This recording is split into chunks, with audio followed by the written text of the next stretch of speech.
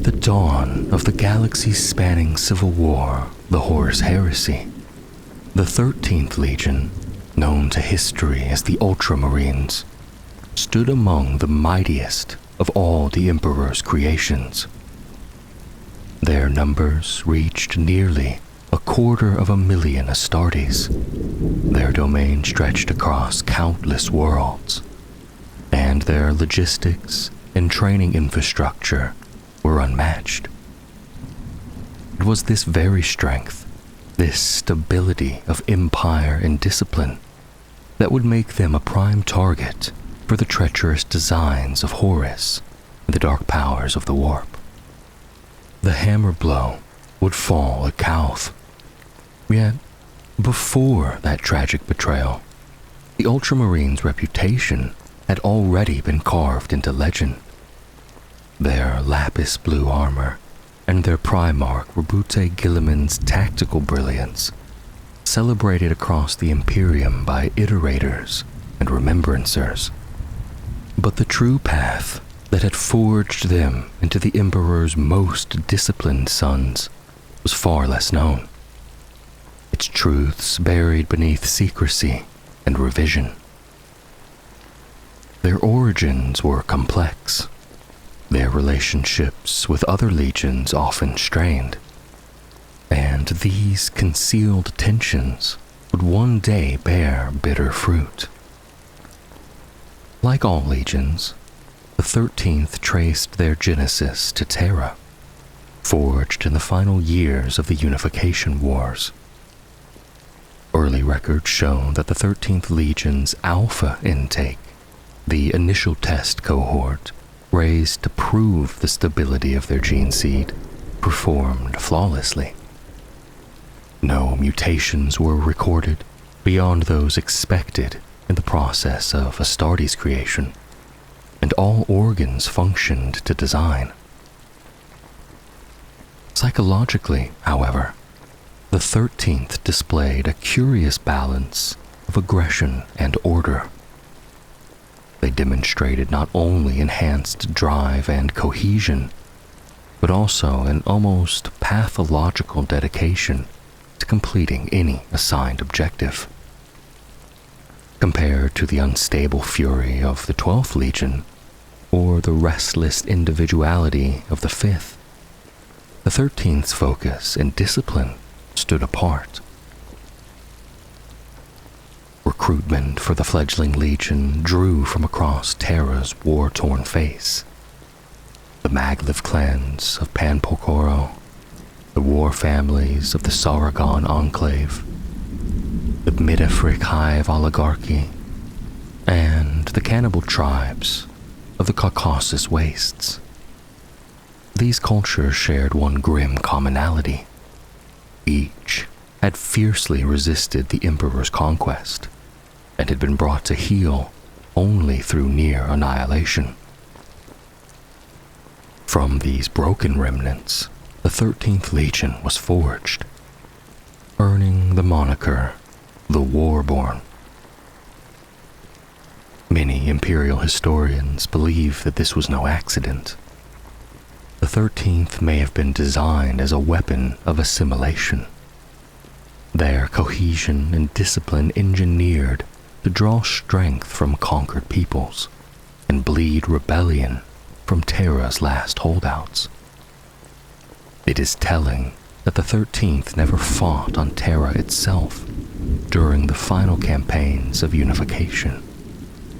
Instead, their first recorded honors came from the first pacification of Luna and the brutal Sedna campaign at the edge of Sol. As the Great Crusade began, the 13th fought alongside the Emperor's armies during the liberation of the Segmentum Solar, humanity's first stellar domains. Remnants of the Dark Age of technology were brought to heel, some welcoming the Imperium, others resisting it. The 13th Legion, 8,000 strong, distinguished itself in these earliest wars, aiding in the liberation of Durnius, the destruction of the Scorvidian Xenal Empire, and numerous independent compliance actions across Loren Sigma, Seckles Landing, and Ni Deville. From each conquered world, new recruits were tithed, militant survivors molded into Astartes. It was in this era that the Emperor's grand design became clear. Each legion bore its own character, each Primarch's gene line carrying unique strengths. Some were overt, the fury of the 9th Legion, the resilience of the 14th, while others were subtle, the dread of the 8th, the cold precision of the 10th. Among these, the 13th were defined by their balance, aggression tempered by restraint, ambition bound by order. They excelled in both joint operations and independent campaigns, commanding mortal armies of the Imperialis Auxilia with efficiency that few could match. They disciplined the unruly and inspired courage in the fearful, duties many legions shunned. In their adaptability, they mirrored both the Dark Angels and the Luna Wolves, mastering warfare through imitation and refinement. Their fighting style became an evolving art, blending Terran tribal ferocity with the tactical genius of their peers. By the third solar decade of the Great Crusade, the 13th Legion had forged its own distinct identity. Pragmatic and forthright, they favored swift engagements and direct action over elaborate stratagems. Every operation was defined by clear objectives, calculated strikes, and practical execution. They were proud, too, fiercely so, loyal beyond question, yet unwilling to let their honor go unguarded. Rivalries of achievement began to bloom with other legions, particularly those already reunited with their Primarchs. Their pride manifested visibly in the field. Unlike the 3rd Legion or the 14th, the 13th did not adopt a singular, unified heraldry. Instead, individual companies developed their own honors and embellishments, layered atop their storm gray and gunmetal armor from the Sedna campaign. Some bore black gauntlets and midnight helms. Warriors who had fought beside the 8th Legion in purging the abhuman corsairs of the Canceri Nebula, adopting the symbols of justice and death, and naming themselves Nemesis. Others, who had turned back the orc hordes on Crypta Mundi, carried the emerald sheen of that planet's aurora upon their pauldrons, a badge of the millions they had saved. Through such distinctions, the 13th expressed strength through unity, individuality through discipline. When asked why the Legion bore no formal name beyond its number, their first Lord Commander, Grin Vossatho, gave a simple answer. I am told that once the numeral 13th was taken as an ill omen by the weak-minded and those enslaved by the lies of superstition. But in the Emperor's service, we shall make it a byword for redemption and glory. Yet the truest test of the 13th Legion's resolve and of all they had built was still to come. By 833 M30, the 13th Legion had swelled to roughly 33,000 Astartes. Its core war host organized as the autonomous 12th Expeditionary Fleet, Two forces had driven this rapid growth. First, their practical style of war shunned attrition where possible.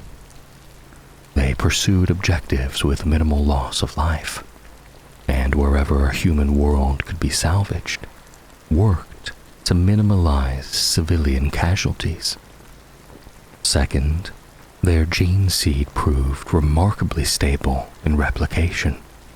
Implantation success sat near the median, but mutation rates during organ reproduction were among the lowest recorded, matched only by the First Legion sample, allowing steady expansion even without the stabilizing boon of a Primarch's mature genome.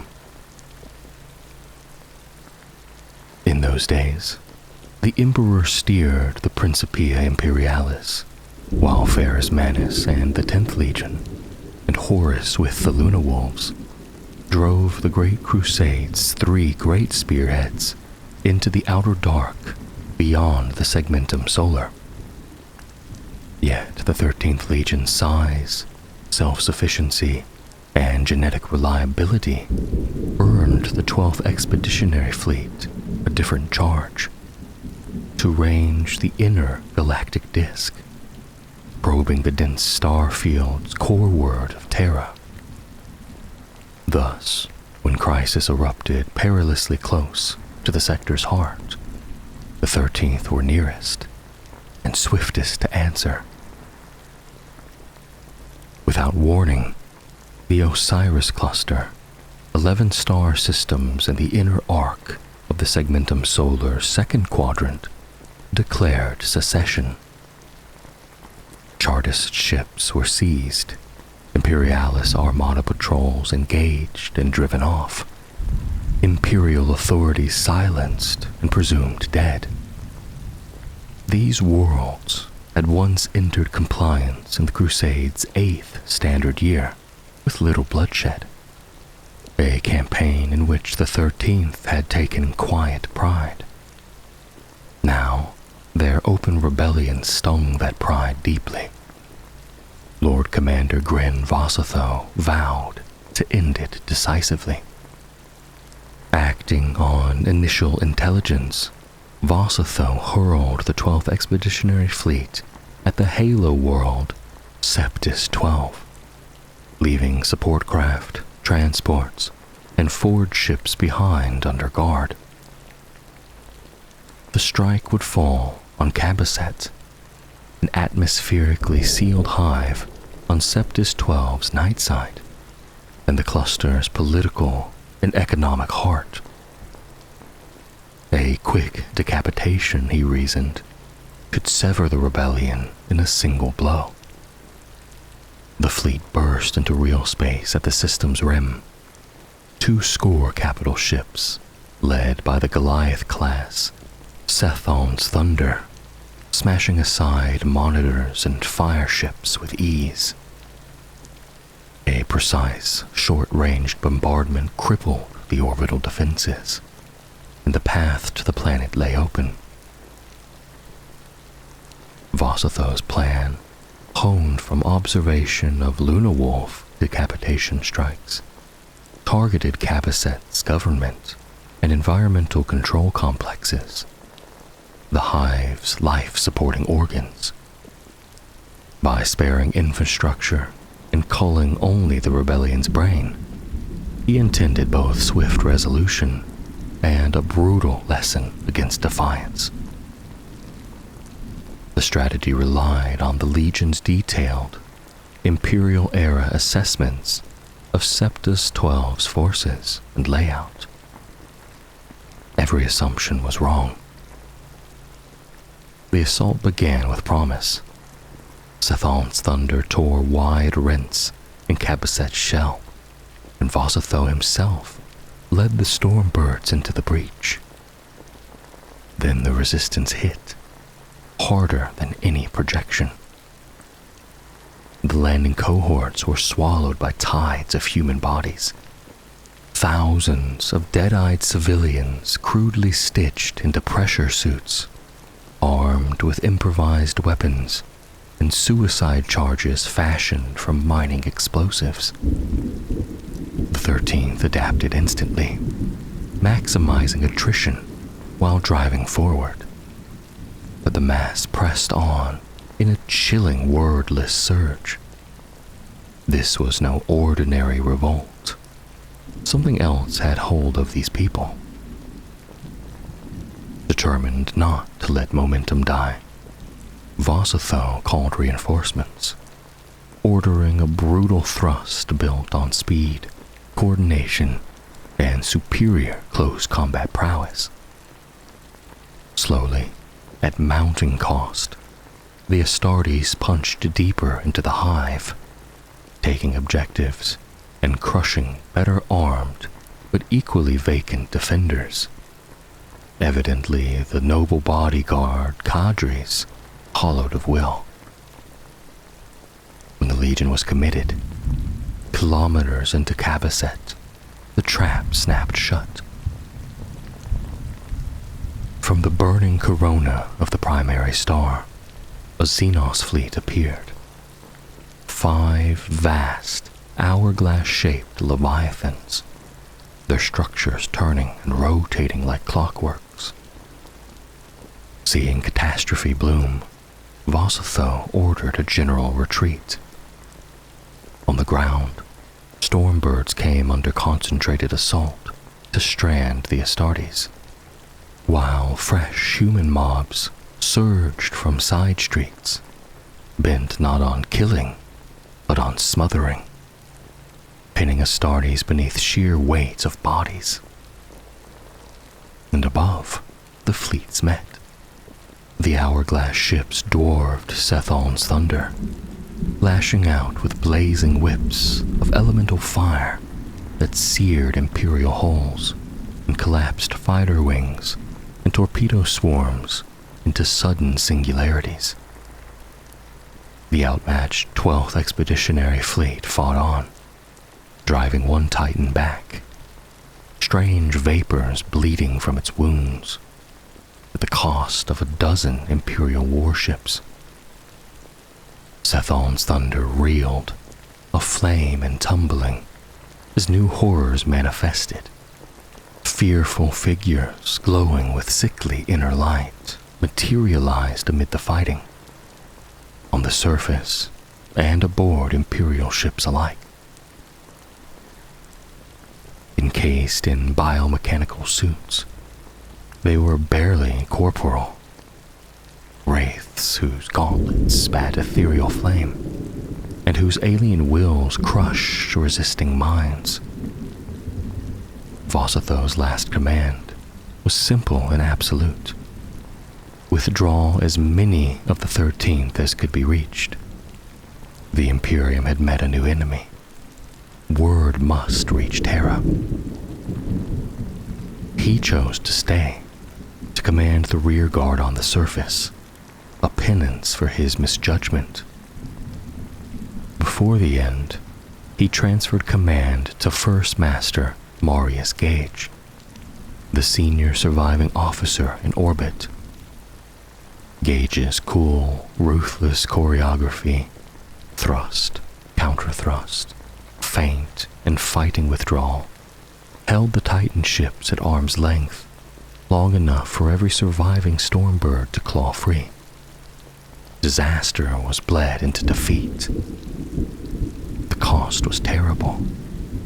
Over 6,500 Astartes fell, the greatest single battle loss in 13th Legion history, many among the Legion's elite Terran veterans, and Vossatho with them.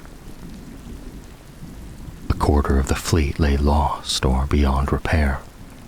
Sethon's thunder among the most grievously mauled. Worse still was the blow to their pride. Overconfidence had undone them, and vengeance, instantly desired, was denied.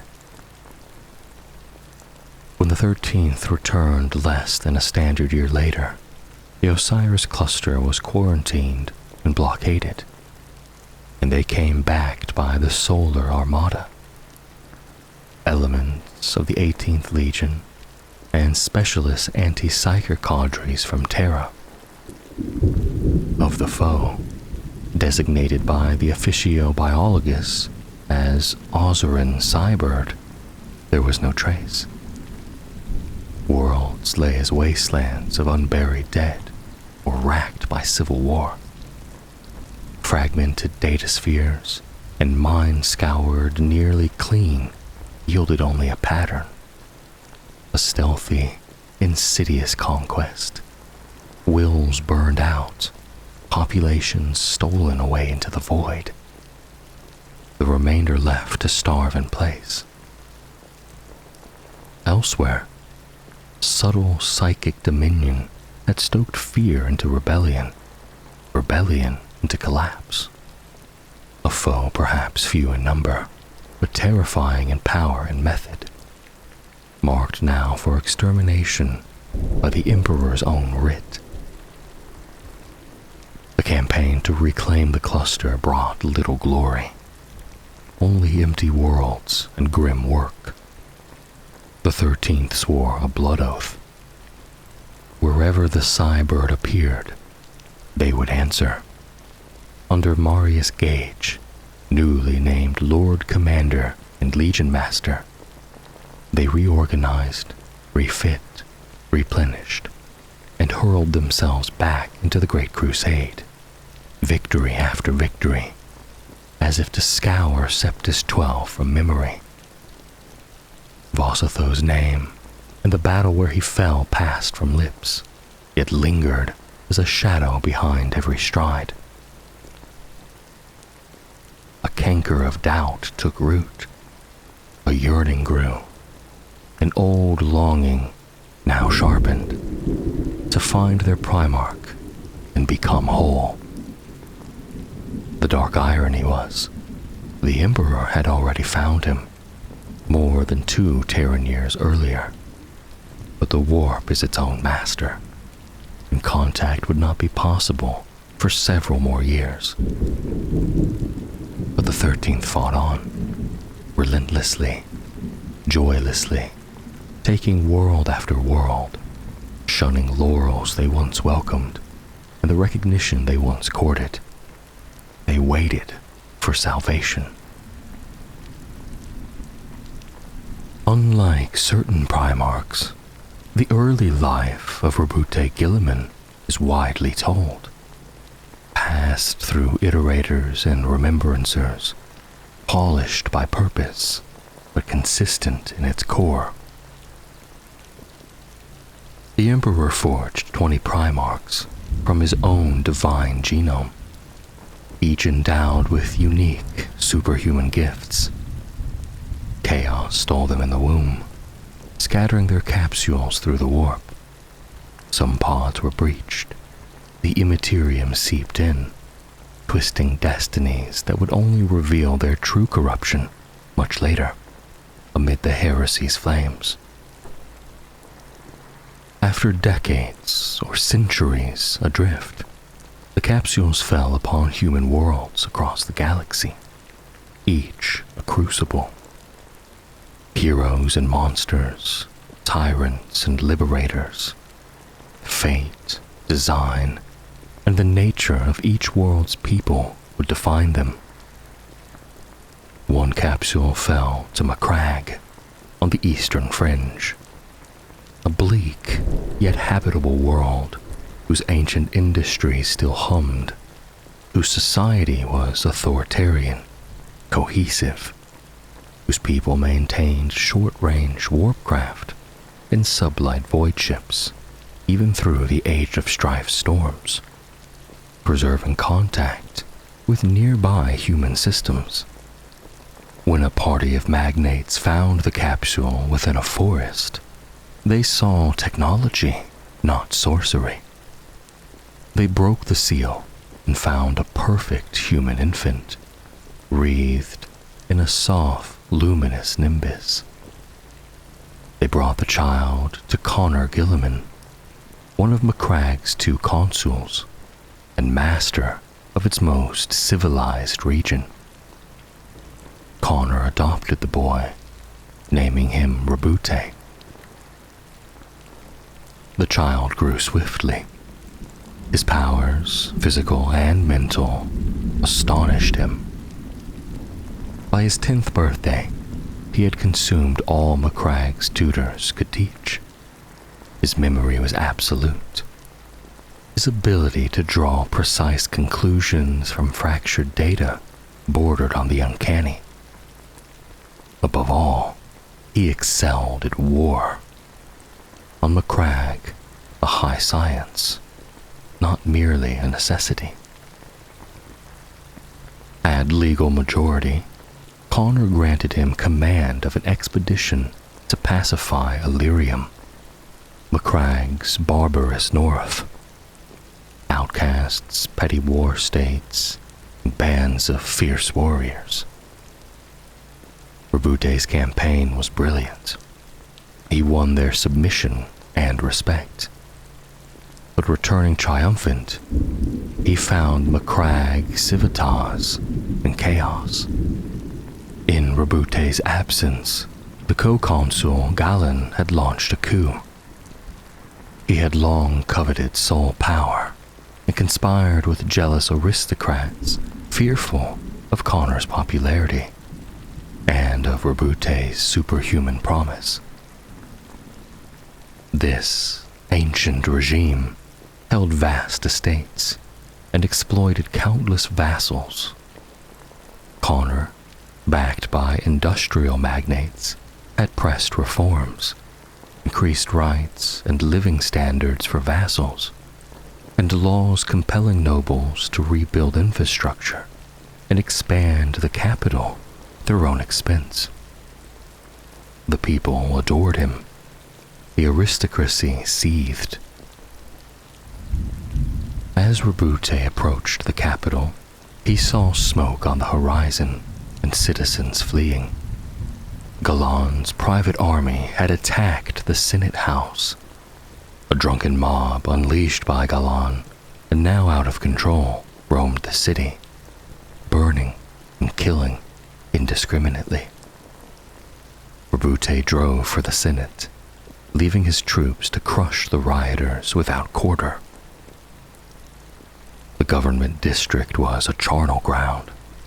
Firing squads had done their work. Beneath the shattered Senate House, he found his father, mortally wounded. For 3 days, Connor had directed the city's defense, even as surgeons struggled to save him after an assassination attempt on the Senate floor, a spark that ignited the coup's firestorm. In his last breaths, he laid bare Galan's treachery and named every conspirator. Roboute's rage was arctic and absolute. With his army and the people at his back, he smashed the rebel nobles, scattered their hireling soldiers, and lined the streets with the bodies of rioters. Order returned swiftly. In a wave of acclamation, he took up the mantle of sole consul of Macragge. He shattered the old order. Lands and titles were stripped. Galan and the ringleaders were executed. The rest condemned to rebuild the city by hand, stone by stone. A sentence few survived. Loyal soldiers and hard-working settlers rose, and rights replaced privilege. With superhuman energy and a Primarch's relentless focus, Roboute remade Macragge into a meritocracy. The diligent prospered, the honorable rose to high office. Those who defied the common good faced harsh but even-handed justice. The economy was rebalanced, and the military transformed into a formidable modern force. Under Roboute Guilliman, Macragge flourished. One people, one order, awaiting the day when destiny and the Great Crusade would collide. While the young Roboute Guilliman waged war in Illyria, the Emperor's Principia Imperialis reached Espendor around 832 M30, brushing the outer edge of those few worlds with which Macragge had maintained its tenuous links.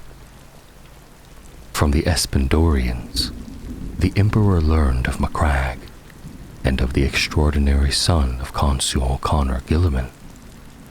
From what he heard, he knew the child could only be a missing Primarch. Some claim the Emperor's arrival so far from the Great Crusade's main advance was no accident, that by his arts he had foreseen what he would find. Whether or not that is true, what followed certainly was not in any plan. As his fleet moved toward Macragge, warp squalls rose and sealed off Macragge and nearby systems from approach. Even the Emperor could not easily ignore such a storm. Nearly 5 standard years would pass before contact could be attempted again. In that span, Macragge transformed. Uniformity and order took root. Prosperity and productivity surged. Cities rose anew in glittering marble and steel. Armies were well armed and drilled, already preparing for ventures beyond their home. For even before the Emperor's return, Roboute had delved into the old histories of Macragge's fallen aristocracy and found fragments of mankind's once vast interstellar dominions.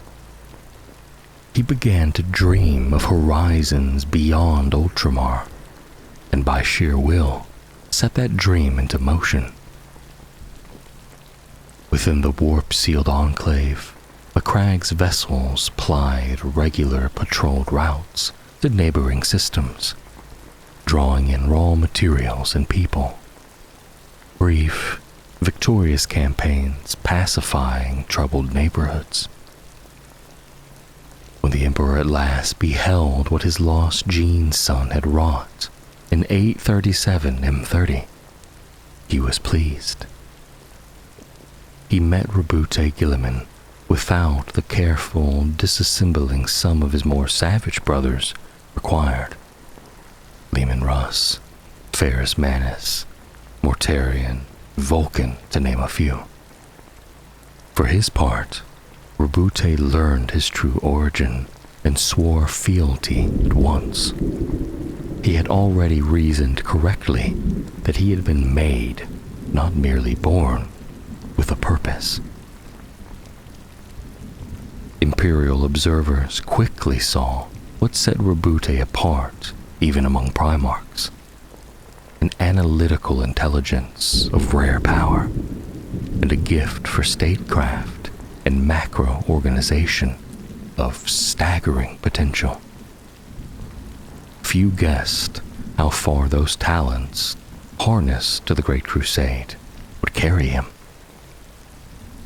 The 13th Legion was assigned to Guilliman without delay.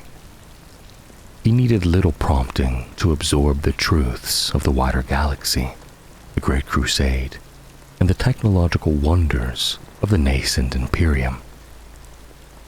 The Legion greeted the Union with rejoicing, honored that their Primarch accepted their fealty. His oratory and vision swept away lingering doubts. Official records speak of an almost seamless assumption of command. But Guilliman did more than lead. He set about transforming the Legion. A Space Marine host, to him, was not merely the warriors at the front. It was a supply chain, the ships that bore them, the manufactoria forging their munitions, the worlds that bred their recruit. Indivisible and all equally vital. All of these together were a legion, and he meant to bind and direct them so that his own would prosper and the Emperor's will be done. He would not simply make Macragge a headquarters and recruiting world, as many peers had done. He would make it the fulcrum of a far larger lattice of provision and support. The worlds linked to Macragge would form only the first components. Thus began the realm of Ultramar, a project of solar decades, expanding right up until the first treacherous blows of the looming and the inevitable Horus heresy. As he forged Ultramar, Guilliman undertook a root and branch reorganization of his legion, drawing on Macragge's military doctrines and political philosophies, a close study of the 13th's history, and a survey of the strengths of every legion under the Emperor's banner. He remade its structure and tactical doctrine. What emerged was a force elegant, elaborate, and meritocratic, amplifying temperaments already latent in the Legion's gene seed, while purging weaknesses through analysis and reason. The doctrine settled into dual pillars: the practical, courage, discipline, skill, and adaptability, and the theoretical, planning, precedent, analysis, and assessment. Equal in weight, each informed the other like the metals of a fine blade. This became the Legion's creed. As on Macragge, the 13th under Guilliman would be ruthlessly even-handed and efficient. The individual yielded to the whole, but never wantonly. Every legionary lost weakened those who remained, and lives were not thrown away without purpose. Valor and achievement earned honor and burden alike. Obedience to the hierarchy remained unquestioned. The outward signs were striking. The Legion's livery shifted to deep blue chased with gold. The ancient Ultima glyph, found on pre-isolation charts of the Ultramar region, became their seal, tying Legion and realm together as one. With a new cognomen, Ultramarines, and in the words of Remembrancer L. Amifadal, Roboute Guilliman and his legion would vow to take the Great Crusade beyond the stars themselves, if needed, to see its completion.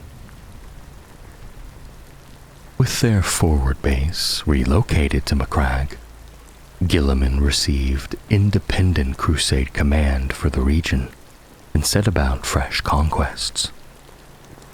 The 12th Expeditionary Fleet reformed under him and was re-equipped with the latest Martian warships by the Emperor's favor. Victories came swiftly. From Macragge's orbit, the Ultramarines drove outward, identifying worlds for compliance and eradicating hostile Xenos holds. Save for summons to join major Imperial offensives, the 12th ranged for nearly a Terran century, north to the dead expanse beyond the Dominion of Storms, and east and south to Ultima Thule, where stars thin into the void. By some records, no single Primarch's forces liberated more human worlds, and wherever Guilliman brought a world into the Imperium, he and his legion labored to establish it. Self-supporting defenses, firm implantation of the Imperial truth, and the industry to bind it into the Imperium's fabric. Each secured world became a strong link in a chain of supply that enabled the Legion's speed and reach. Their numbers grew apace. Even before reunion with their Primarch, the 13th had shown steady expansion, their gene seed resilient under rapid, multi-generational replication. And now with Guilliman's vision, organization, and own genome to refine and purify the stocks, growth became meteoric, perhaps beyond anyone's expectations. Within months of establishing on Macragge, new recruits poured in from the fortress of Hera, and the Legion's renewal began in earnest, never to cease. Intake came not only from Macragge and Ultramar's widening circle, but from the scores of worlds the fleet had won. The progress was meritocratic and exacting. The Legion's aversion to wasteful attrition would create a virtuous cycle. More force applied meant fewer casualties. Fewer casualties meant more force retained. Where attrition could not be avoided, against brutal orc empires, the Tanaril, and other such nightmares, the Legion's mass and replenishment capacity replaced losses within a few years. By the time of the triumph of Ullanor, when Horus was named War Master, the Ultramarines were, by official assessment, the largest legion by a considerable margin. The swelling 12th Expeditionary Fleet was split into a score of expeditionary and persecution fleets, each still comprised of scores of ships and thousands, often tens of thousands, of Astartes. In the Great Crusade's final years of the 30th millennium, the Imperium launched the Ullanor Crusade against the Orc Empire of Overlord Urlach Uruk. Its capital, Ullanor Prime, became the site of the final assault by the Space Marine legions. The campaign committed 100,000 Space Marines, 8 million Imperial Army troops, and thousands of starships. This triumph was the Crusade's high water mark. The Orcs of Ullanor were the largest greenskin host ever defeated before the Third War for Armageddon. In its wake, the Emperor returned to Terra to begin his vast project to open the Eldari webway to mankind. In his stead, he left Horus Lupercal, Primarch of the Luna Wolves, to command the Great Crusade. In the aftermath, Horus was granted the new title of War Master, Commander-in-Chief over all Imperial forces, with authority over every Primarch and expeditionary fleet. When the Emperor proclaimed it, Guilliman accepted without resentment, and Horus continued to seek his counsel. Though Horus believed Guilliman felt he deserved the honor as much, or even more. Before departing Terra, the Emperor suggested Horus rename the 16th Legion the Sons of Horus to honor the Primarch's preeminence. Horus initially declined, unwilling to stand above his brothers, and the Legion remained the Luna Wolves a while longer. Yet the Primarchs never came to terms with the Emperor's absence. Their wounded pride, abandonment felt in the pursuit of a secret project whose purpose he would not share, sowed the seeds of jealousy and resentment that, with other ills, would blossom into the Horus heresy. When War Master Horus turns from the Imperium, swears himself to the ruinous powers, and sets in motion the rebellion later named the Horus Heresy, his first move, before declaring open war on the Emperor, is to draw as many loyalist legions as possible away from Terra's defense. As part of that deception, Horus orders Roboute Guilliman to lead an expedition to Calth in the Viridian system within Ultramar, ostensibly to prepare a campaign in the eastern fringes. There, Horus claims, an orc Wa is massing on the Gazlak Xeno hold. Guilliman expects to meet the word-bearers and combine forces against the orcs. Unknown to him, however, the 17th Legion embraced treachery 4 solar decades earlier and now serves the Chaos Gods. Their Primarch, Lorgar Aurelian, gladly accepts Horus's command to spring a trap on his legion's hated rivals.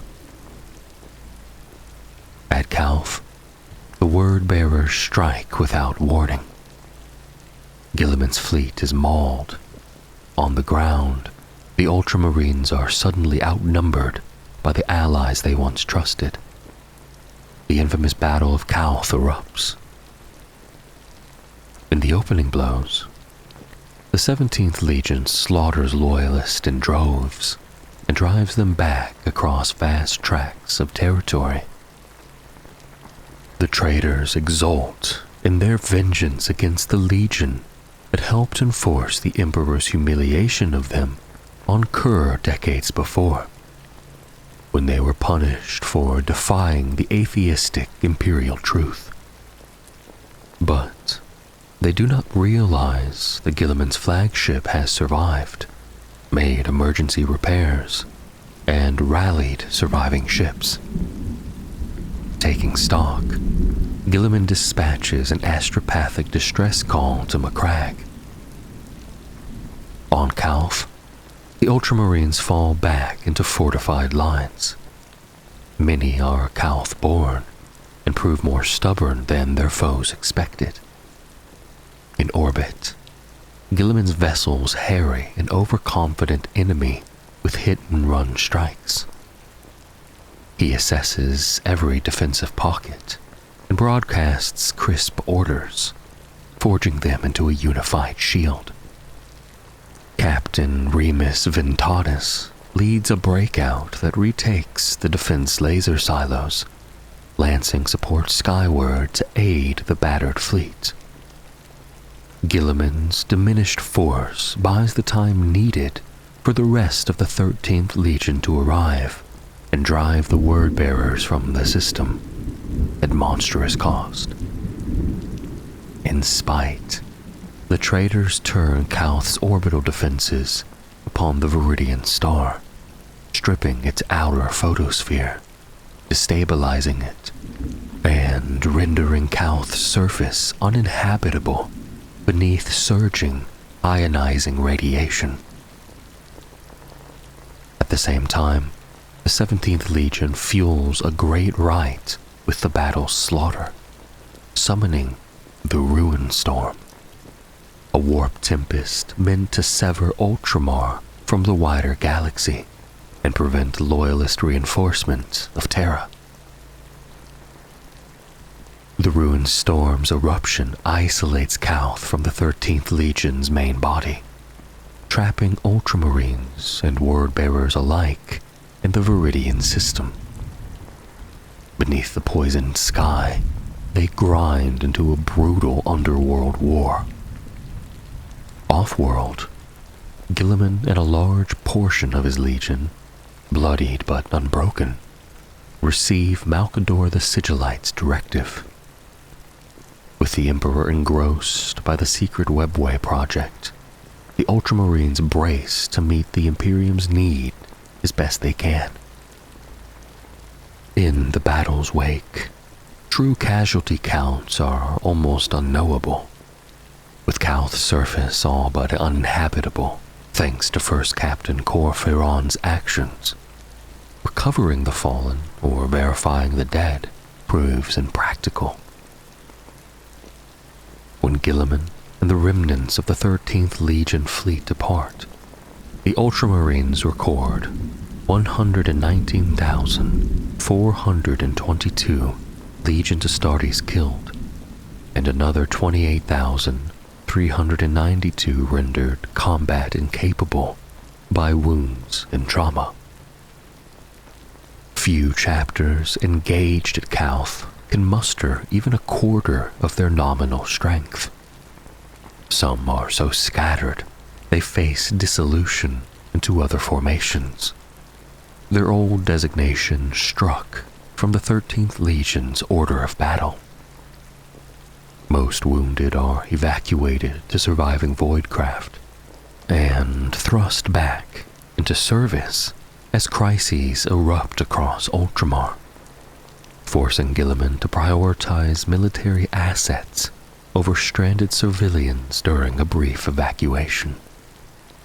Almost 40,000 Ultramarines, wounded and whole, remain on Calth. Some volunteer to shield those civilians who cannot be moved. Others stay by the merciless demands of circumstance. The Exertus Imperialis leaves sparse records, but likely at least 500,000 soldiers die, alongside the entire fighting complement of the Legio Praesagius. Of the word-bearers who make planetfall, almost none depart. Estimates put Lorgar's fallen at 50,000 or more, plus uncounted allied Imperial army and auxilia. Roughly 20,000 die in the initial carnage. The rest prosecute the subterranean war for over a solar decade after the first assault. The Legion's fleets fare scarcely better. Never rich in heavy combat voidcraft, the Ultramarines suffer crippling losses that hobble any war beyond Ultramar's bounds. Desperation compels salvage missions into the irradiated orbital graveyard, deadly work carried out in the lethal wash of the damaged Viridian star. Across the entire 13th Legion, only 5 full chapters and scattered detachments escape the mark of Calth. As with survivors of the Istvan massacres, an unspoken rift opens between those who endured Calth and those who did not. No official honor mark is ever sanctioned, and Guilliman forbids division within his legion. Yet, whenever the Ultramarines gather in strength, the veterans of Calth cluster apart. They carry the scar of base betrayal for the rest of their days. Trust comes hard. Their preparations for war and conducts of campaign are touched forever by a quiet and wary paranoia. 2 of the so-called unmarked are far afield during the atrocity. The 7th chapter scattered across the Dominion of Storms. The 10th battling through the Xenos-plagued eastern fringe. The 19th and the Evocati 24th and 25th chapters hold garrison and training duties across Ultramar's many worlds. Though none of the 13th escapes the fires of Horus's rebellion, none are as tested as the brothers who stood at Calth's edge of annihilation. In the Great Scouring's later years, the unmarked are repeatedly sent to operations apart from the Legion's main body. Even Guilliman seems to avoid their company in campaign, perhaps seeing in them a living reminder of days lost. When the second founding comes, the unmarked stand among the first 13th Legion elements to be renamed and separated, and remain a truest reflection of the Ultramarines before the heresy reshaped the Imperium forever.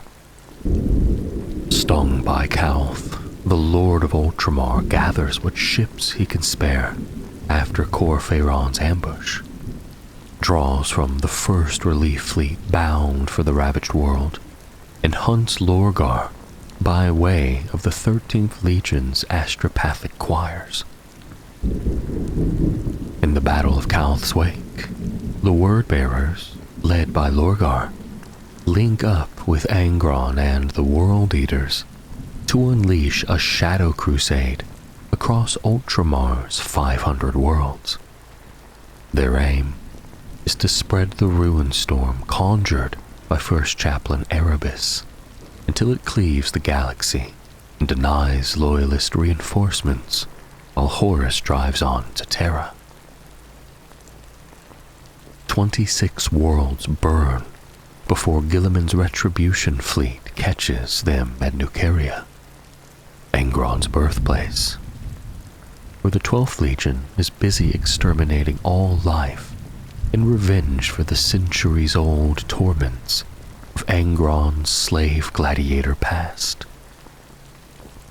Courage above all, Guilliman's temporary flagship breaks warp at the system's edge at the head of 41 vessels.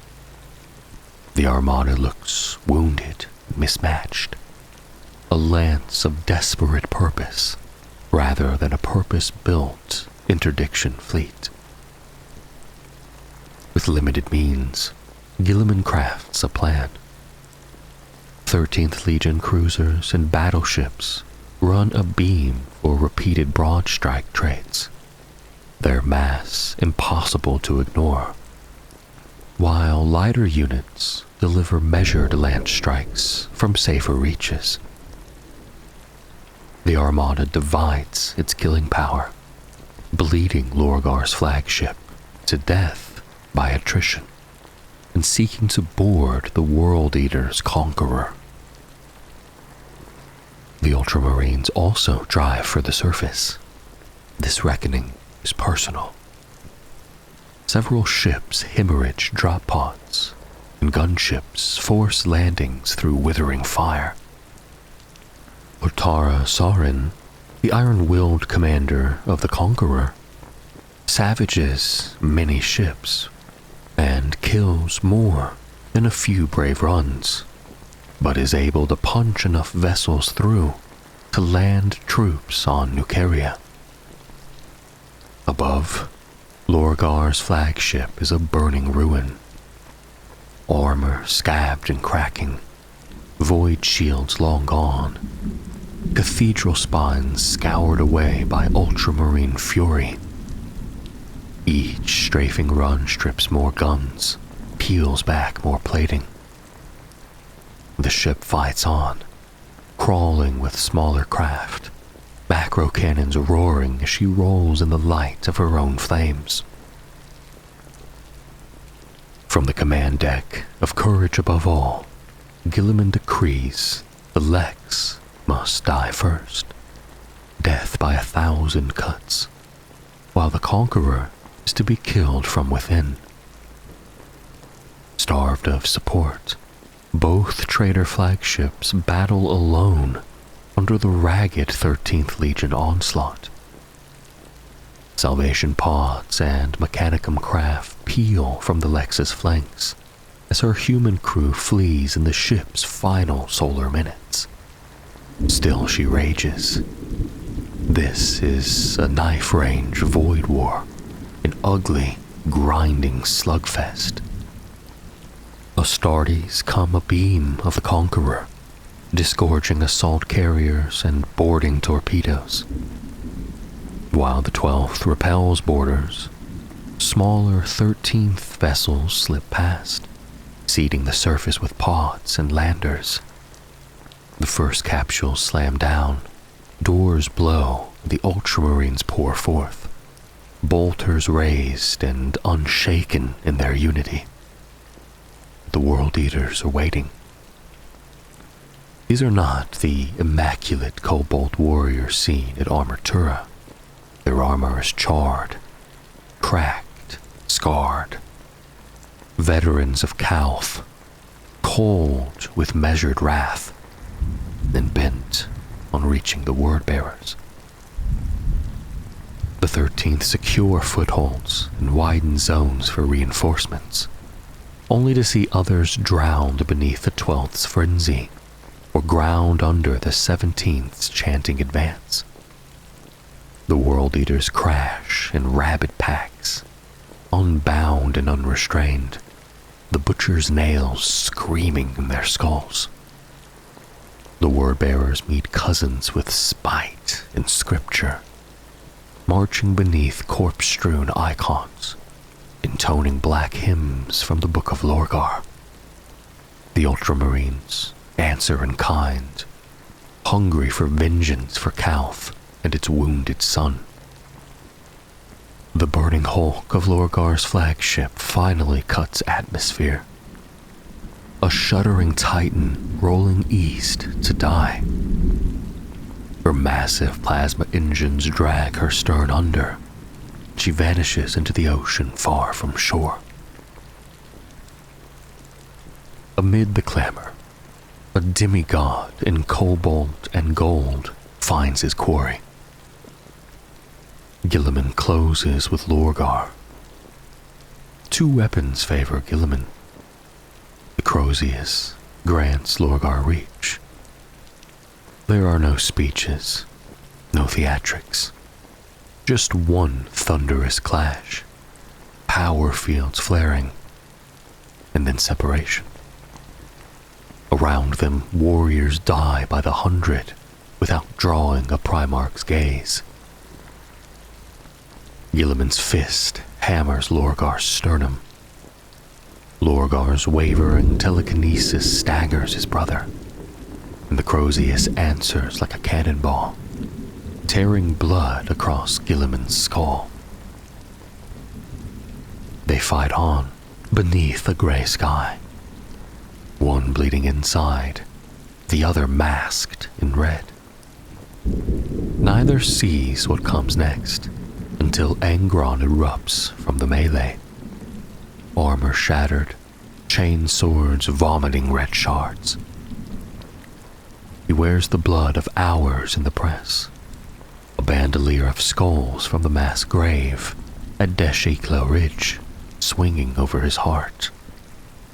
He wants those dead to drink blood again, and carries them across Nuceria as witness to its ruin. Angron hurls himself at Guilliman. The duel shifts. A storm of blows driving the Ultramarines' Primarch back. Guilliman lands a glancing strike that cracks a kin skull on Angron's breast chain. Stepping back, he crushes the fragment under heel. Angron sees and howls, a sound beyond mortal origin. Lorgar sees and feels the warp roil behind the veil. He begins to chant in a tongue never before spoken, harmonizing perfectly with Angron's anguish. His long-planned salvation for his brother begins, and the ruin storm descends upon Nuceria. The sky tears, and a crimson torrent, ghosts of 100 murdered worlds, rains blood. Guilliman holds his own against both traitor Primarchs, until Lorgar's chant deepens. Angron's chainsword slips under Guilliman's breastplate. The wound is shallow but telling. Guilliman crushes the blade's teeth in his gauntlet and staggers, bleeding in earnest. The storm lashes them. The 13th fight to reclaim their gene sire. Lorgar's words seize Angron's muscles, and transformation begins. The Red Angel is remade a demon prince of Khorne. In that pause, Guilliman is dragged back into his son's defiant phalanxes and retreats in enviable unity. He looks upon Angron's metamorphosis with disgusted awe atop a mound of dead sons from 3 bloodlines. The 13th fire even as they withdraw, leaving Nuceria battered and bloody. The campaign against the 2 traitor legion ends, for now. Guilliman quits Nuceria, unable to face, or unable to grasp, the full measure of what his brothers have become under Chaos. The World Eaters finish Nuceria's purge until no human life remains. Angron, now the blood god's 8-fold will made flesh, shakes the world's dust from his feet and never thinks on it again. As the long, bloody years of the Horus heresy grind on, the traitor legions, under War Master Horus Lupercal, finally close upon the cradle of humanity. They hurl themselves at the walls of the Imperial Palace, gambling that many loyalist Space Marine legions remain tied down across the galaxy. Chaos comes close to battering the palace gates, but the Loyalists hold inside the inner palace, long enough for salvation to break from the warp at the edge of the Sol system. Its reinforcements have come. In Terra's orbit, Horus's allies bring grim news. The Ultramarines, Dark Angels, and Space Wolves are mere solar hours away from reinforcing the Emperor. Horus understands then that his great gamble has failed. What follows is disputed. Some say Horus lowers his flagship's void shields in a last moment of regret. Others claim it is a deliberate challenge, an insistence on ending the war on his own terms, when victory by conventional means is lost. Whatever the cause, the shields of the battle barge Vengeful Spirit fall, opening the way for the Emperor, Sanguinius of the Blood Angels, a company of Imperial Fists, and a force of the Legio Custodes to teleport aboard. There, they bring the War Master to his end, and with him, the heresy. But the cost is terrible. Sanguinius is slain, and the Emperor is mortally wounded in the titanic struggle with Chaos's chosen champion. Rogel Dorn inters him upon the Golden Throne immediately after, and a dangerous void of power yawns across the shattered Imperium. The Ultramarines arrive only after Horus's defeat, finding Terra and the Imperium ruined. Roboute Guilliman refuses to let the Emperor's realm collapse. He dispatches elements of his legion to every corner of the galaxy to stem invasions and unrest, while other loyalists regroup, rearm, and begin to tear back the territory seized during Horus's 7 standard year advance. After solar decades of brutal fighting, a measure of stability returns. For most of the heresy, the Ultramarines are far from Terra, bringing worlds into compliance along the galaxy's southern edge. Their success carries them away from the traitor onslaught, driving through the northeast, leaving them poorly placed to aid the early Loyalist defense, yet also sparing them much of the war's carnage, aside from the grievous losses at Calth. Other Loyalist legions, like the 3 Shattered Legions, lose the bulk of their strength, and half of the original 18 side with Horus, falling to Chaos. The Imperium emerges with few Astartes when it needs them most. Enemies gather everywhere. Many worlds remain in the grip of the War Master's corruption. Into this breach step Guilliman and the Ultramarines, already the largest legion since the Rangdan Xenocides. They divide into smaller forces and fan out across the Imperium in the campaigns that will be named the Great Scouring. Their ceaseless deployments hold the realm together, while centrifugal forces try to tear it apart. Macragge supplies neophytes at such a rate that before long, Ultramarines alone count for more than half of the Space Marines fighting for the post-heresy Imperium. Few human-settled systems fail to witness their deeds. Within a few solar decades, order returns, and the demoralized hosts of chaos are largely driven into the Eye of Terror. As worlds are reconquered, a new doctrine of war takes shape. Guilliman, now Lord Commander of the Imperium and Imperial Regent, reforms the Imperium's bureaucratic and military structures to prevent such betrayal from within ever again. To ensure no single commander can wield the power Horus once held, Guilliman breaks the Loyalist legions into 1,000-strong chapters, dividing the 9 Loyalist first founding legions into much smaller second founding chapters. Never again will one man command an entire legion. Under his guidance, the Codex Astartes takes form. Its tactical and organizational laws will reshape the future of the Adeptus Astartes and define the Imperium's military foundation, and thus mankind's path to survival. Most remaining Loyalist legions are so depleted that they form fewer than 5 successor chapters each. The Ultramarines, however, are divided many times.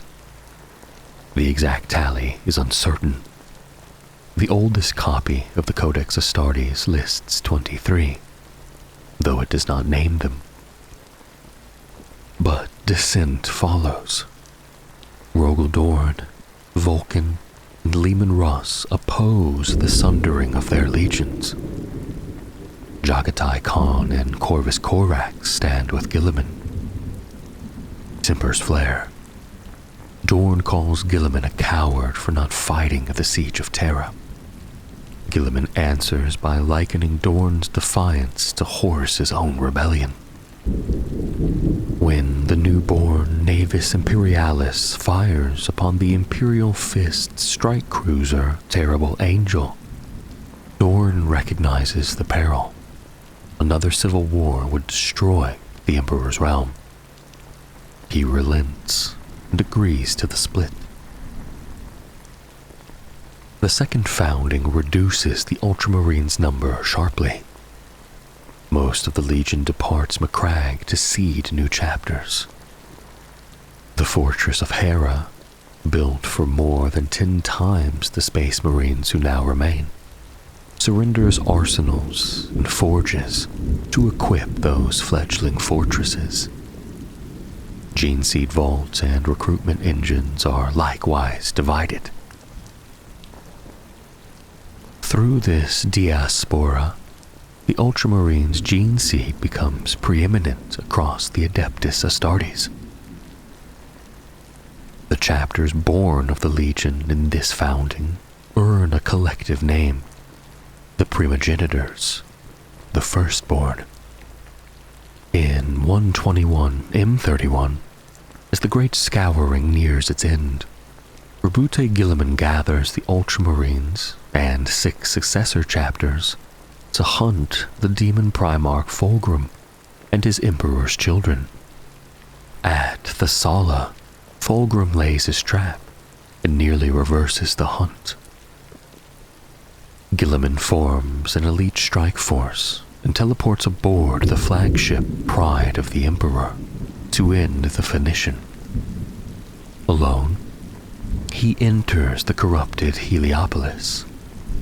Fulgrim confronts him, temptation first, urging Guilliman to embrace the Chaos God. Guilliman refuses and they clash. But the warp has made Fulgrim stronger, sinuous, demonic. Guilliman is overmatched. He calls his son to his aid, even as Fulgrim summons hidden Emperor's children to flood the chamber.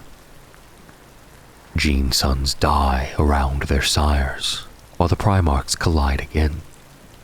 Fulgrim's poisoned blade slits Guilliman's throat.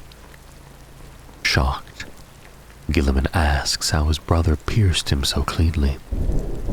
Fulgrim answers, the warp-touched eyes have seen the old scar left by Cor Pharaon's Anathame at Calth.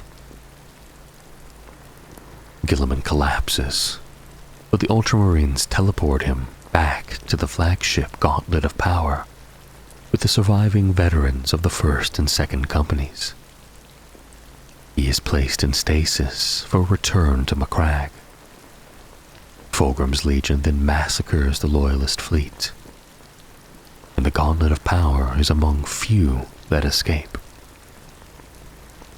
On Macragge, a shrine of the Primarch rises to contain his body frozen in time, one of the holiest sites in the Imperium, drawing millions of pilgrims each Terran year before his resurrection. The shrine lies within the Temple of Correction, a vaulted sepulchre within the vast northern polar fortress. The temple's scale defies comprehension.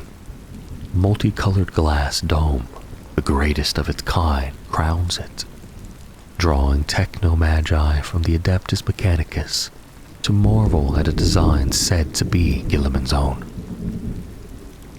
The Ultramarines say there is marble enough to build a mountain, and adamantium and plasteel enough to forge an Imperial war fleet fit to defend an entire sector. Within stands a great marble throne, and upon it, Guilliman's still regal form. 10,000 standard years pass after Thessala, yet the stasis field preserves him perfectly. Fulgrim's death wound remains visible upon his throat. The field isolates him from the flow of four-dimensional space-time.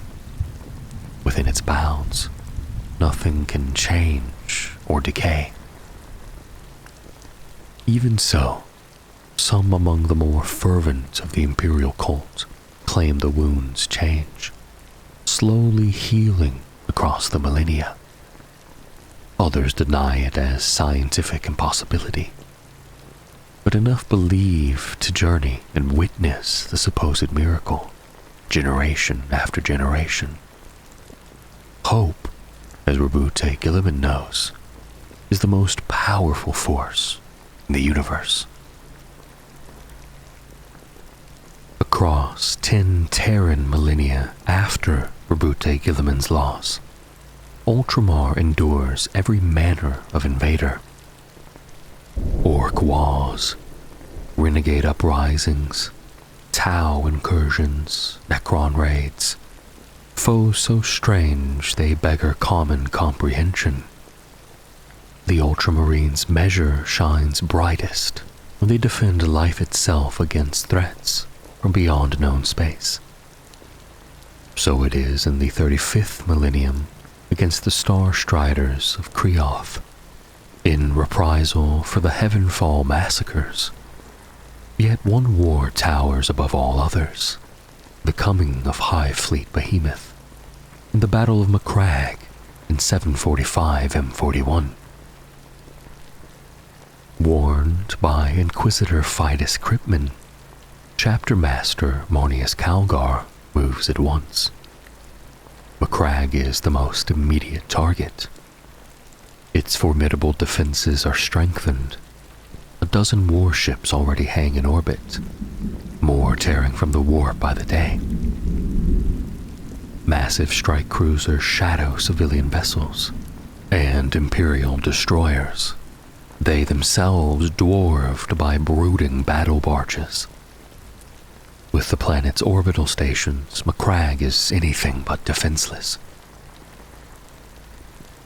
Within scant solar weeks, Tyranid outriders strike. Alien bioships shrug off Ultramarine counterattacks and pour mycetic spore-borne horrors into the world below. Calgar refuses piecemeal resistance and forges 3 armies. The primary and secondary task forces, veterans of the First Company and Ultramar Auxilia, brace the polar fortresses. Calgar's own, the largest, fights rear guards, culling synapse beasts and buying time with blood. Early successes slow the swarm, but the Tyranids do not stop. On Cold Steel Ridge, the rear guard is brutalized. Calgar is grievously wounded. Remaining planet-side would waste lives, so he withdraws to the battle barge Octavius. Refusing all but vital medicae, he seizes fleet command to save his world. Hours later, the main High Fleet arrives. With no reinforcements in sight, Calgar leads daring strikes, punishing isolated bioships as they spread to smother Macragge. Between the polar fortress's blistering guns and the vengeful hammer of the fleet, Tyranid vessels die by the score, yet more come. Then, the sky darkens over the poles. Thousands of mycetic spores rain upon the fortresses. If they fall, Macragge's guns will fall silent. The battered hive ship withdraws, their gruesome cargo delivered. Trusting his brethren to hold, Calgar drives hard after the fleet, determined it will not ruin other worlds. At the polar fortresses, the valor of the Ultramarines is tested as never before. First Company veterans lead lightly armed Auxilia through tenacious inch-by-inch defense. Titans of the Legio Praetor stalk the ice fields, plowing smoking furrows through the hordes. At the northern fortress, chitinous waves overrun the walls by climbing steaming piles of their own dead. Battle titans are dragged down by sheer numbers. Gun barrels glow and jam despite the Arctic cold. Stocks meant for solar months dwindle. But still, the defenders stand. Scythe-armed carnifexes batter rockcrete and metal alike. The Ultramarines answer with heavy short-range fire. For each nightmare felled, 3 surge forward. Lesser troops quail. The Ultramarines neither despair nor contemplate defeat. Calgar hounds the fleet toward Circe at the system's rim. There, Battle Fleet Tempestus arrives from Baca, an iron vice snapping shut. Even so, the swarm is too many. The day is saved only by the battleship Dominus Astra. Charging into the Hive Fleet's heart, the Emperor class detonates its warp drive, birthing a vortex that drags ship and swarm to oblivion. With the bulk destroyed, Calgar turns his savaged vessels back to Macragge. The First Company is believed to be fighting among the northern defense lasers. The contact has been lost since the surface outposts fell. Of the southern garrison, nothing is known. Judging the crisis acute, Calgar sends the 3rd and 7th Companies ahead in fast-strike cruisers, while the rest limp home. Drop pods thunder onto the poles, Thunderhawks close behind. And below, carnage unbound. Heaps of mangled Xenos and shattered war gear. Vast, steaming craters where Titan cores went critical. The stench of death everywhere. The 7th lands unopposed at the southern fortress, links with survivors, and drives into the overrun depths. Devastators hold the swarm at bay until Thunderhawks blast them back into the dark. At the north, Captain Mikhail Fabian prudently waits for 3 dreadnoughts before advancing. In the northern depths, the fortress is already changed. Slick, mucus walls, musky air, echoes of alien shrieks. The Space Marines push through corridors carpeted with Tyranid and Ultramarine dead. Lictors spring from among the fallen. Flamers cleanse the killers, who leap forward even as the fire consumes them. At last, the 3rd reaches the lower Penatorium, the last stand. Tyranid corpses mound deep before its doors. Inside, a ring of Terminators lies where they fought back to back, every brother fallen for his brothers. The 1st Company is gone to the last. Macragge is a sorrow and a pride. Each year at the Feast of Days, their names are recited, their sacrifice honored. The cost is brutal. The 1st annihilated, the 3rd and 7th sorely diminished. Years will pass before the chapter recovers, but recover it will, and the Ultramarines will endure. In the war's aftermath, Ultramarines become instrumental against later Tyranid fleets. In answer to the threat, and for the first time, contrary to the Codex Astartes, the survivors of Macragge are forged into elite, specialized anti-Tyranid squads. These tyrannic war veterans form the reconstituted elite 1st Company, second to none in the Imperium for experience, training, and upgraded plate. But nevertheless, the first tyrannic war was won. The Ultramarines ever hold the eastern fringes in Ultima Segmentum against darkness beyond the halo stars. And in the closing days of the 41st millennium, soon after the Iron Warriors' invasion of Ultramar was repelled, a greater storm engulfed the galaxy. Abaddon the Despoiler's 13th Black Crusade began in earnest. And Cadia, bastion world of the Imperium, fell. In the aftermath of Cadia's destruction, Abaddon received dire news from the Chaos Sorcerer Zaraphiston. Through dark warp scrying, the sorcerer had learned that Archmagos Dominus Belisarius Call had escaped Cadia's ruin.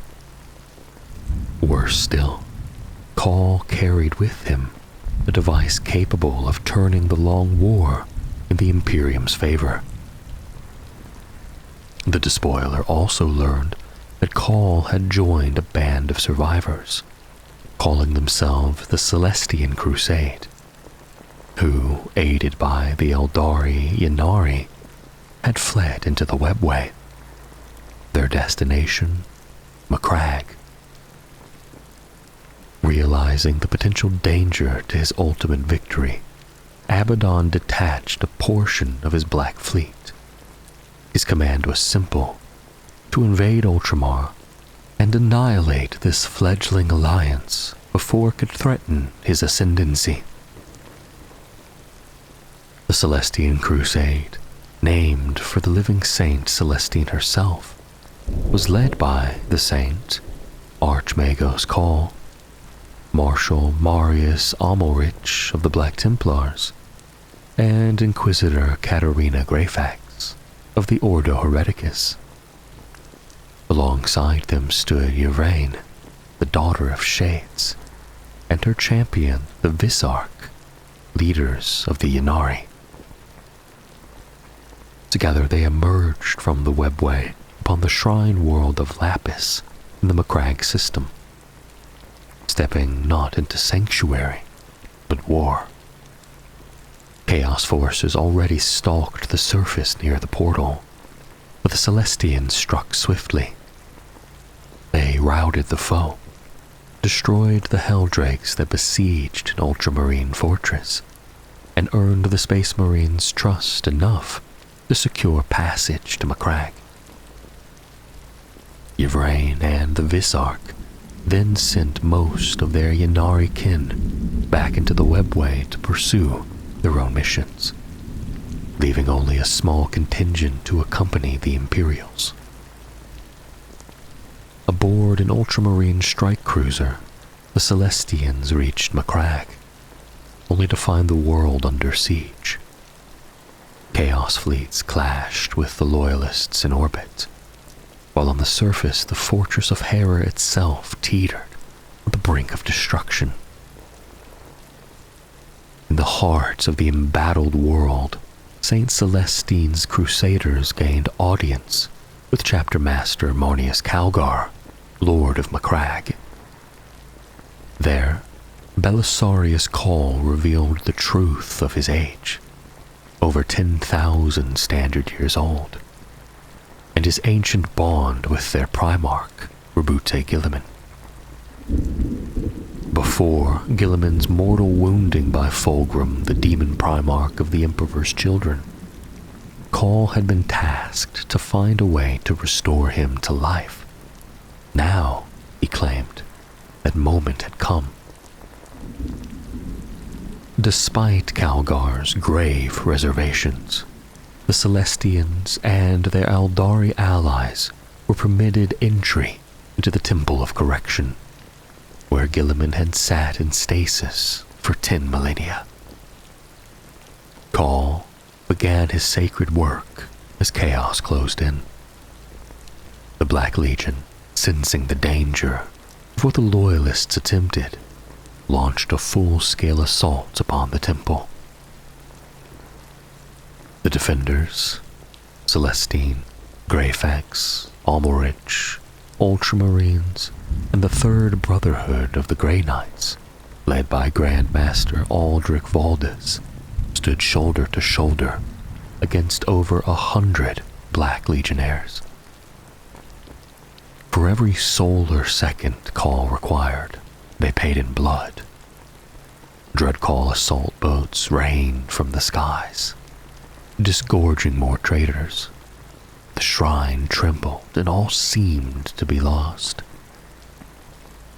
Then Yvraine called upon her god, the power of a Yennead, the Eldari god of the dead, merged with Call's forbidden science. Together they healed the Primarch's wound, reawakening Roboute Guilliman from his 10,000-year slumber. Call unveiled the Armor of Fate, an artifact he had carried from Mars itself. Crafted for a Primarch and infused with Eldari soul magic, it drew Guilliman's spirit back before it could fade beyond the veil. It purged Fulgrim's venom and gave the avenging sun life once more. Though bound to the armor's life-sustaining systems forever, Guilliman lived, reborn in the Imperium's darkest hour. The sight of the awakened Primarch shattered the morale of the Chaos Invaders. Guilliman's wrath, the surge of hope he inspired, broke the assault upon the fortress of Hera. The Black Legion was driven from Macragge. The fate of Ultramar was sealed in that single thunderous moment of resurrection. In the aftermath, Guilliman took his place as Primarch and Lord of Macragge once more. Marneus Calgar gladly ceded command, and Guilliman declared that the fractured worlds of the ancient realm of Ultramar would be reunited. The miniature stellar empire, 500 human-settled worlds, would rise again as it had in the Imperium's golden age. With his strategic genius unleashed, Guilliman's forces purged chaos from Macragge and the surrounding systems within 7 months. Then, with Ultramar secured, the avenging son turned his gaze toward Terra. It was time to face his father after 10 millennia of silence. He assembled the mighty fleet, the Terran Crusade, calling every Imperial force that could reach Macragge through the growing turbulence of the warp. Leaving Calgar to govern in his stead, Guilliman set forth. But as his fleet neared the Maelstrom, a new enemy awaited. Magnus the Red, demon Primarch of the 1,000 Suns. Magnus had recently returned to real space, bringing his planet of the sorcerers to rest beside the ruins of Prospero, and now sought to confront his brother. With a cataclysmic ritual, he hurled Guilliman's fleet into the heart of the Maelstrom, a labyrinthian prison of warp storms from which none could escape. Time lost all meaning. The Terran Crusade wandered from demon world to demon world, beset by constant horror. Guilliman's frustration and guilt deepened as hope dimmed. Then, across the madness came a message. A psychic beacon from the far-seer Eldrad Ulthran of the Inari. The ancient seer revealed a path of landmarks that could lead them free. Following Eldrad's course, the battered fleet reached a graveyard of shattered ships, marking the passage back to real space, only to be ambushed anew. The Red Corsair struck, led by the Lord of Change, Karios Fateweaver. Every void ship burned. Fateweaver ensnared Guilliman in psychic chains forged from his own guilt, forcing the surviving Imperials to surrender. Bound and defeated, the Terran Crusade was dragged to a Blackstone fortress, hidden deep within the Maelstrom, a secret gift from Abaddon to his Chaos allies. There, they would have languished forever had unexpected allies not intervened. From the shadows came the Eldari Harlequins, led by the Shadow Seer Silandri Veilwalker, and with them, the enigmatic fallen angel known as Cypher. In exchange for a promise to be taken before the Golden Throne, Cypher freed Guilliman and his warriors. Their ships were lost, their crews slain, yet Veilwalker offered a single path to Terra, through the webway gate at the fortress's heart. The Terran Crusade entered the labyrinthian dimension, only to find Magnus and his 1,000 sons waiting once more. Veilwalker revealed the truth. There existed a secret webway exit on Luna, Terra's moon, long forgotten.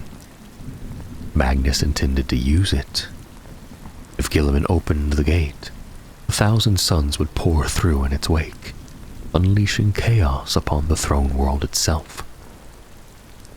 What followed was a battle in the Imperium itself. With the aid of Harlequins, Sisters of Silence, and the Imperial Fists, Guilliman's warriors threw back the Thousand Suns and banished Magnus once more, sealing the Luna Gate forever. At last, the avenging sun reached the throne world.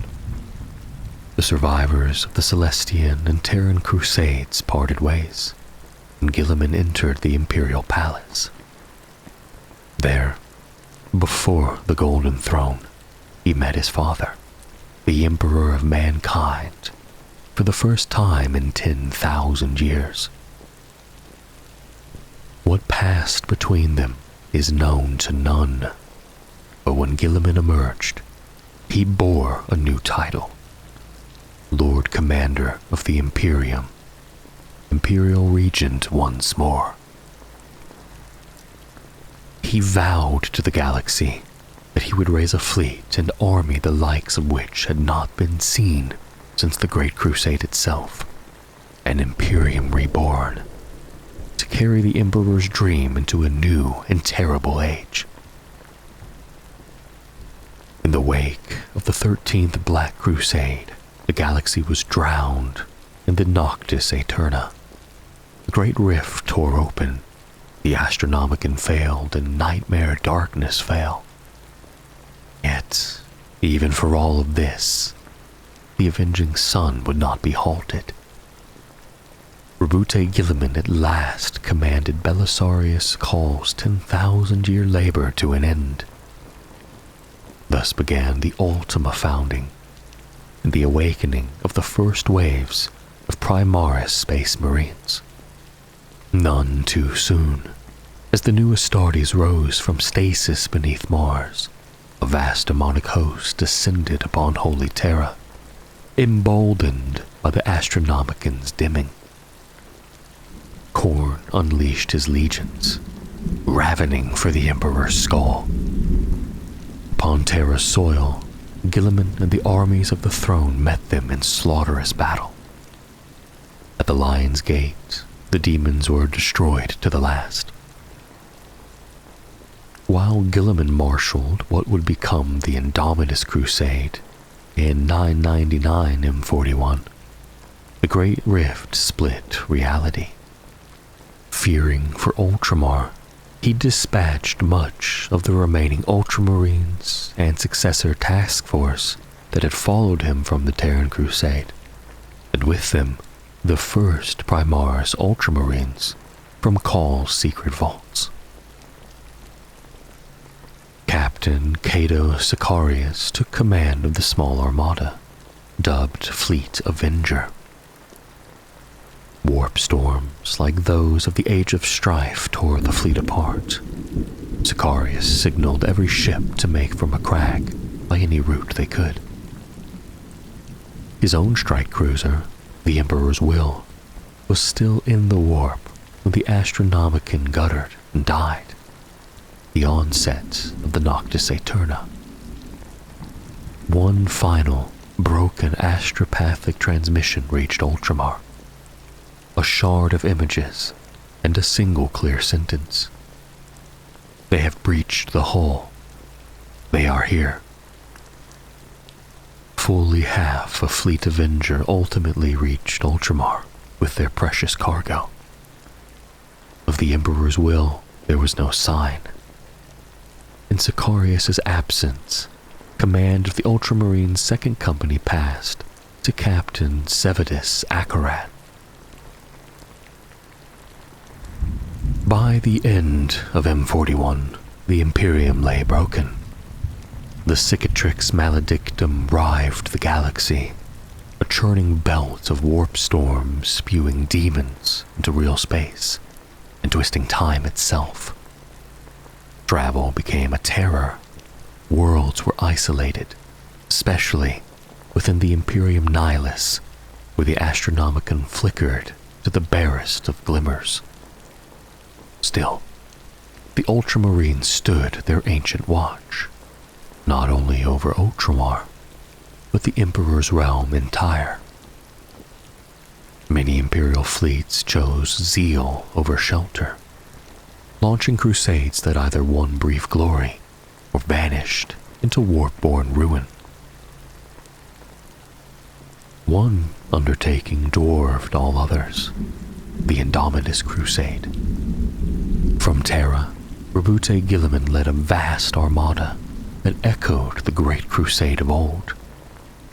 Newly found Primaris Space Marines spearheaded the assault beneath his banner, alongside the Adeptus Custodes, Adeptus Auroritas, Sisters of Silence, and immense battle groups of the Astra Militarum and Navis Imperialis. They bore not only armies, but the means to renew them, technology, and Magos Biologus adepts to grant each chapter the ability to create its own Primaris brethren, even as war raged. Guilliman himself commanded Indomitus Crusade Fleet Primus, often sailing beside Czar Quaesitor, Cause Arch Mechanicus, whose cavernous holds cradled thousands of slumbering Primaris warriors. The crusade did not move as one spear, but as many. Fleets leaping in short, perilous warp jumps, fanning from the Segmentum Solar into Tempestus, Pacificus, and Obscurus. Ultramarines and their successors, veterans of the Terran Crusade, newly awakened Primaris, and strike forces already in theater when the rift opened, fought on hundreds of fronts against a catalogue of nightmares. A prophetic vision set Marneus Calgar upon the road to Vigilis, a fortress world that guarded the mouth of the Nachman Gauntlet, a rare, stable corridor through the Great Rift between Imperium Sanctus and Imperium Nihilus. Chief Librarian Vero Tigurius foresaw catastrophe should Vigilis fall, and when the chapter's greatest psyker speaks, the wise obey. Calgar diverted en route from Venantis 9, mustering a substantial strike force, guided through the madness of Nihilus by the combined Librarians, a terrible cost, with several psychers slain. But the Ultramarines arrived in time to seize command from Vigilis's compromised, self-serving Aquilarian Council. Vigilis was besieged on two fronts. A great orc speedwa roared across its dust oceans and hive sprawls, and the cult of the pauper princes erupted from within, a gene-stealer cult infesting every social stratum. The war sprawled across hundreds of fronts and teetered on collapse. Calgar purged the ruling council, retained only the trustworthy to aid a new Senate, dispatched vanguard forces to neighboring systems, and rallied the planet's defenders. Ominous signs mounted, bat-winged shapes haunting spires, whispers of abductions among the elite, the rift's edges blackening overhead. The Emperor's tarot yielded the same grim spread. The Demon Blade, the Herald of Darkness, and the Night of the Abyss. A chaos invasion loomed. It came with the Black Legion and Abaddon the Despoiler himself. He sought to seize Vigilis and disrupt the Blackstone lattice within its crust, and that of its counterpart, Sangua Terra, which helped hold the Nachman Gauntlet open. The Imperium held, though Xenos and Chaos remnants persisted amidst the hives. The central struggle between Imperium and archenemy shifted elsewhere. Vigilis bled terribly. Yet, after the so-called War of Beasts, it began the long crawl to recovery, remaining a vital artery of resupply and communication to the forces bent on reclaiming the Imperium Nihilus. One legacy of the 13th Legion endured beyond the Second Founding: the close bond between Ultramar's Astartes and its people. Even before the Noctis Aeterna, Ultramar faced converging dooms. Tyrannid tendrils drifting towards Guilliman's realm, the arch-arsonist of Caradon gathering a monstrous wall for the eastern marches, and, worst of all, the invasion of Ultramar under the demon prince Macragge the Reborn, leading hordes of traitors, renegades, mutants, and madmen. Then the Great Rift split, and the demon-laden warp storms crashed across the stars. In their wake came Grandfather Nurgle's Chosen, seeking to rot Ultramar's pastoral worlds. The Plague Wars erupted. Some of the greatest battles the Imperium has ever endured, and every inhabited Ultramarian world paid a staggering butcher's bill. Historians argue when the Plague Wars began, or what fronts they encompass. As with Nurgle's works, they festered and waned, feigning remission before flaring anew. Early hostilities may even predate the rift itself.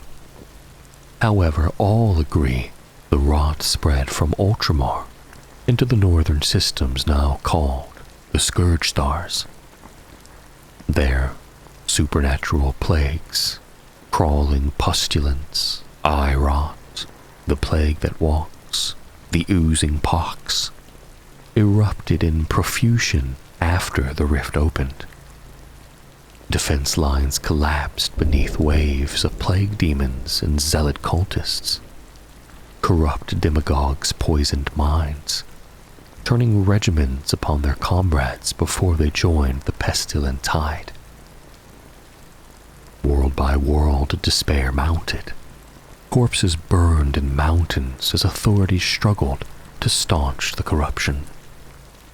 One by one, those planets fell wholly to Nurgle and Mortarion, demon primarch of the Death Guard, claimed them as staging grounds.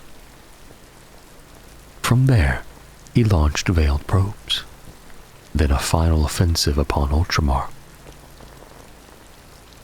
Within the Plague Wars unfolded the War of Flies, a grinding stop-start campaign of Death Guard strikes from Talisar to Ajax, Circe to Lapis.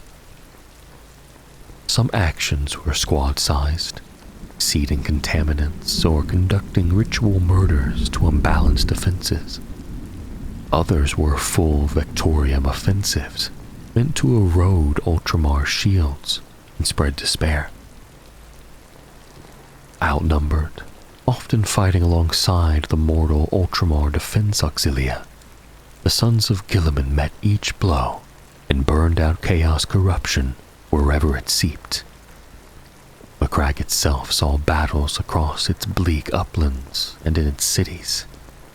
Even the vast fortress monastery, including the shrine where Guilliman had lain in stasis, came under concentrated assault. The Bubonicus legions, led by Kugath Plaguefather, seized the Tartella system before descending upon life-rich Eax. The Espendor system reeled beneath Mortarion's creeping doom offensive. A great armor battle shook Parmenio, and across the subsector a naval war raged as a plague fleet under Typhus assailed defensive battle stations. Even with discipline and sacrifice, the defenders could only stave off defeat. Nurgle's followers pressed on, befouling all they touched. When the first phase of the Indomitus Crusade was complete, over a Terran decade of fighting to stabilize Imperium Sanctus, Guilliman broke apart his Crusade fleets and returned. Seeing the only chance lay in seizing momentum, he masterminded his spear of Espandor counteroffensive, rapid ripostes, and audacious boarding actions that clawed back ground. Where chaos fought his scattered hosts, the defenders coordinated, and slowly the tide turned. The enemy massed for a final reckoning on Ajax. There, Guilliman countered ploy with ploy until the Death Guard were forced to withdraw to the Scourge Stars, veiling their retreat beneath the devastation of a massive virus bomb detonation. Time was short. The wider galaxy still burned. Guilliman set Ultramar to rebuilding, beginning with its defense networks, then once more led a retributive strike force into the stars to carry the counteroffensive against chaos beyond his realm's borders.